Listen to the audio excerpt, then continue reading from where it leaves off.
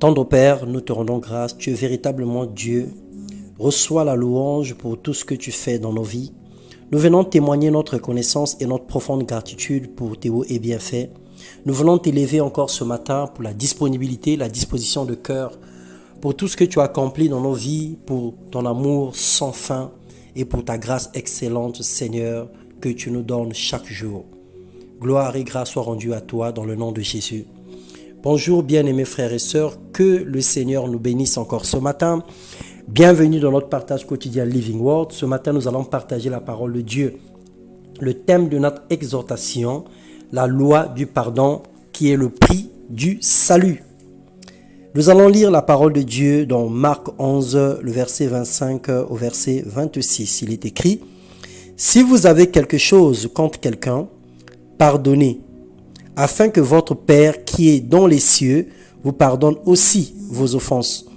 Mais si vous ne pardonnez pas, votre Père qui est dans les cieux ne vous pardonnera pas non plus vos offenses. » Mon bien-aimé frères et sœurs, le pardon a deux aspects. Il y a pardonner et se faire pardonner. Pardonner, c'est l'action de remettre à quelqu'un sa faute.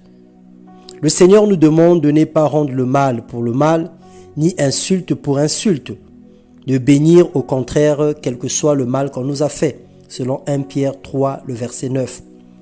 Et ensuite, se faire pardonner ou demander pardon, c'est l'action de reconnaître ses erreurs, en s'humiliant tout en s'excusant. On demande pardon à Dieu pour les péchés commis et on demande pardon aux autres pour le mal affligé ou au tort causé. Si nous reconnaissons nos péchés, il est fidèle et juste pour nous les pardonner et pour nous purifier de toute iniquité ou de tout mal, nous dit Jean dans sa première épître, le chapitre 1, le verset 9. 1 Jean 1, 9. Pardonner n'efface pas la souffrance subie. Il donne plutôt la capacité de la surmonter.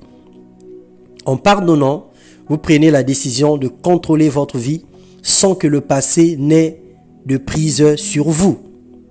Refuser de pardonner, c'est rester prisonnier de l'ennemi. Par contre, en pardonnant, nous retrouvons la paix intérieure, même si l'autre refuse d'admettre sa faute. Le pardon ne doit jamais dépendre de l'attitude de l'autre, selon Luc 17, le verset 4.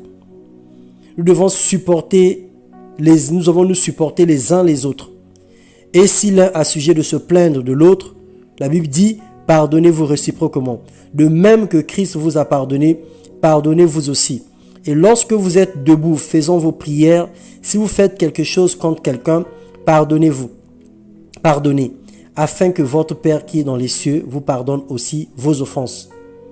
Bien-aimé, le pardon a une valeur sûre, a une valeur inestimable.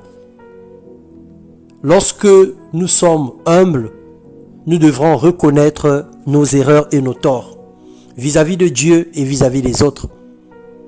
Et nous devons avoir l'audace, le courage, l'aimabilité de venir vis-à-vis des autres pour demander pardon, pour s'excuser, reconnaître son erreur. Nous ne perdrons rien du tout. Au contraire, c'est une marque d'humilité lorsque nous reconnaissons nos erreurs et nous demandons pardon. Peu importe l'attitude de l'autre, qu'il accepte notre pardon ou pas, mais nous faisons le pas. Nous venons pour dire, pardonne-moi pour ce que j'ai fait de mal. Tu ne viens pas pour te justifier, mais tu viens pour pardonner. Et lorsque, à l'inverse également, nous qui sommes touchés par l'Esprit de Dieu, nous qui avons la parole de Dieu, lorsque quelqu'un nous a fait du mal, et que cette personne vient vers nous pour demander pardon, nous devons accepter son pardon. Nous n'allons pas automatiquement reprendre confiance avec cette personne. Nous n'allons pas revenir comme nous étions hier, mais nous acceptons du moins le pardon de l'autre. Parce qu'en acceptant, nous allons libérer cette personne de la prison de nos cœurs. Nous allons bénir la vie de cette personne. Nous n'allons plus condamner cette personne dans le mal qu'elle a reconnu avoir fait en notre faveur ou en notre égard. Alors le Seigneur nous enseigne ce matin de savoir demander pardon, mais aussi de savoir pardonner les autres, quel que soit le mal. Nous ne devons pas nous venger nous-mêmes, mais nous devons laisser agir la colère de Dieu. Que le Seigneur nous accorde à chacun de nous un cœur repentant et la capacité de reconnaître ses erreurs dans le nom puissant de Jésus. Que le Seigneur nous donne de refuser de bloquer les autres par le manque de pardon. On dit que le pardon, c'est comme le vent qui passe sur les écrits portés sur du sable. Lorsque quelqu'un nous fait du mal, nous gravons sur du sable. Et le pardon, c'est le vent qui vient brasser la poussière de la terre et on ne peut plus retrouver les écrits. Mais si nous gravons les fautes des autres sur des pierres, nous ne pouvons plus les effacer et ce mal va subsister. Et c'est nous qui allons en porter les conséquences. Parce que Dieu nous refusera également le pardon parce que nous avons refusé le pardon aux autres.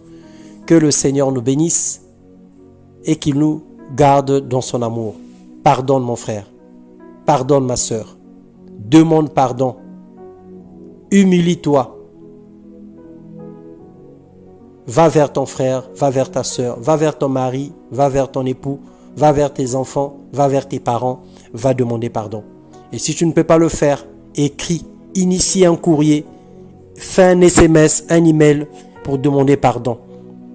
Que la grâce de Dieu soit notre partage et que la puissance du pardon nous libère de tout ce qui nous enlaçait dans le nom puissant de Jésus-Christ. Amen.